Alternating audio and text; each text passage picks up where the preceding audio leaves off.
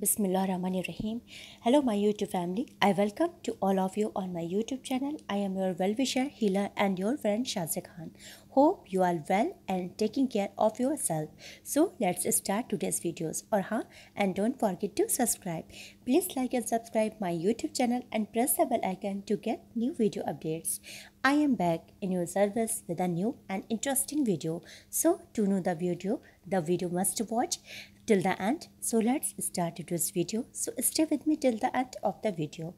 तो वीडियो को आगे बढ़ाने से पहले आप सबसे यही गुजारिश होती है कि आप सब मेरे चैनल को ज़रूर सब्सक्राइब कर दीजिएगा और वीडियो को लाइक करके शेयर और कमेंट्स करना मत भूलिएगा और साथ ही साथ बेल आइकन को भी प्रेस कर दीजिएगा ताकि मेरी आइंदा आने वाली वीडियो आपको मिल सके। शुक्रिया व्यूवर्स, आज मैं जो उन्वान आपके सामने लाई हूँ तो वो किसी ख़ास पर या किसी ख़ास तबके पर कोई तंज़ नहीं है और अगर कुछ गलत लगता है तो इसके लिए मैं पहले से ही माज़रत चाहती हूँ और इस उन्वान को कुछ नज़र इनायत चाहती हूँ आपकी, ताकि हमें हमारे रब के साथ और पाक रिश्ता कायम हो सके।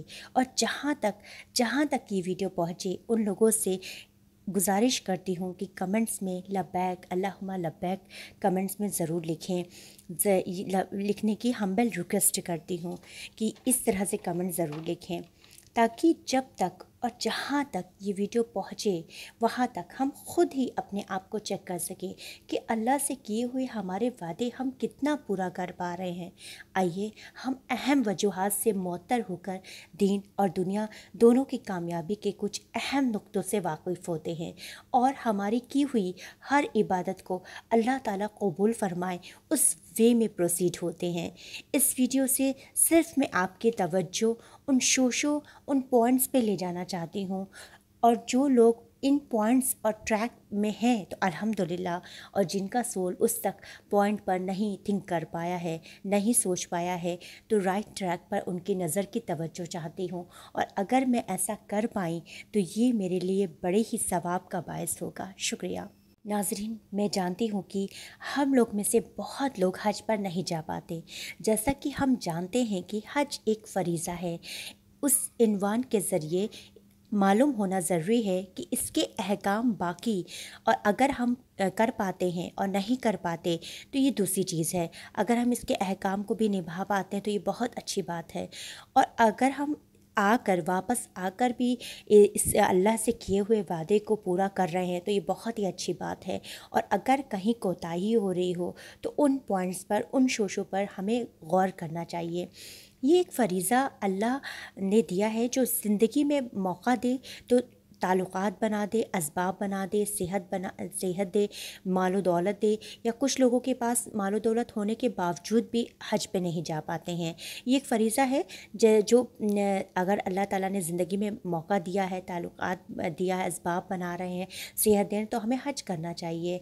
तो इसके बावजूद भी कुछ लोग हज नहीं कर पाते हैं, कुछ सेहत की वजह से नहीं जा पाते हैं, कुछ लोग हुकूमत की पाबंदी या हुकूमत ने काफ़ी सारी फॉर्मेलिटीज़ पूरी करने को कहा होता है इसलिए भी नहीं जा पाते हैं, और कुछ लोग पर्सनल वजूहात भी होते हैं इसलिए भी नहीं जा पाते हैं। सबकी अलग अलग प्रॉब्लम्स होती हैं, लेकिन जो अगर चले जाते हैं और वहाँ के पूरे फ़राइज़ को निभा कर वापस लौटते हैं तो उनकी ज़िंदगी बहुत ही अलग ही हो जाती है।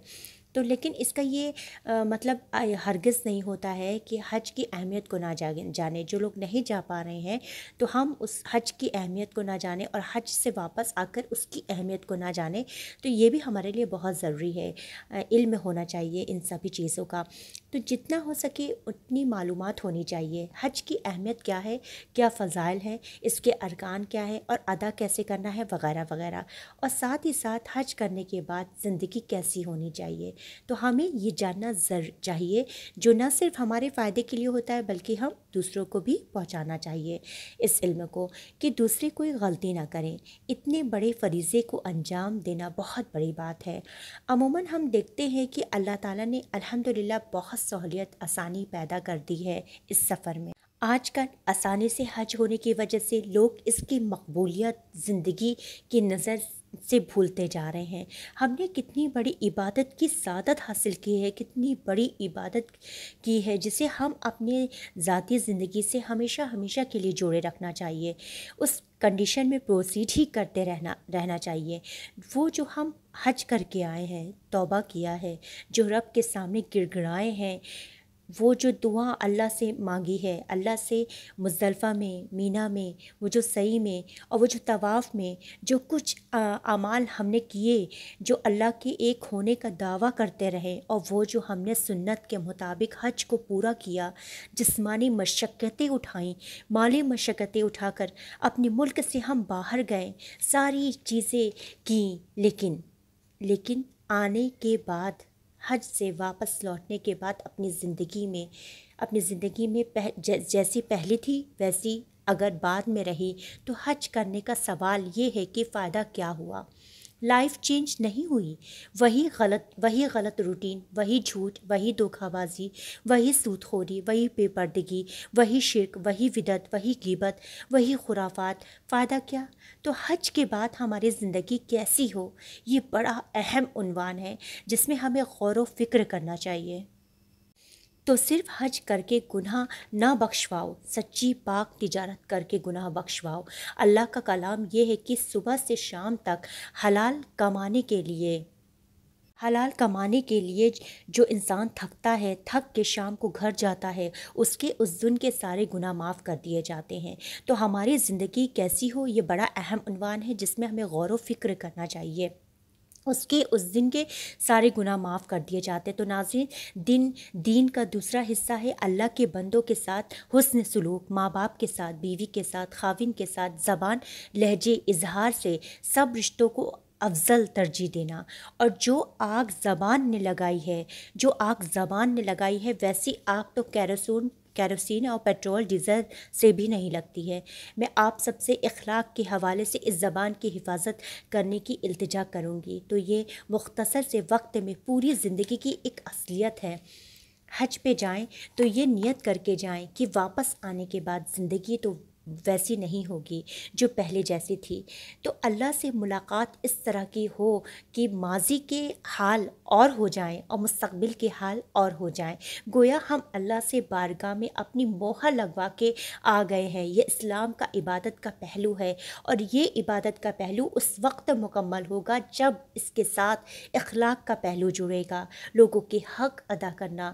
اللہ کے رسول صلی اللہ علیہ وسلم، آپ کا خطبہ تھا، 3 دن آپ نے تقریر فرمائی، تینوں دن ایک ہی جگہ سے بیان شروع کیا کہ لوگوں، تمہاری عزتیں، تمہاری جان، تمہارے مال ایک دوسرے کے لیے حرام ہو گئے ہیں۔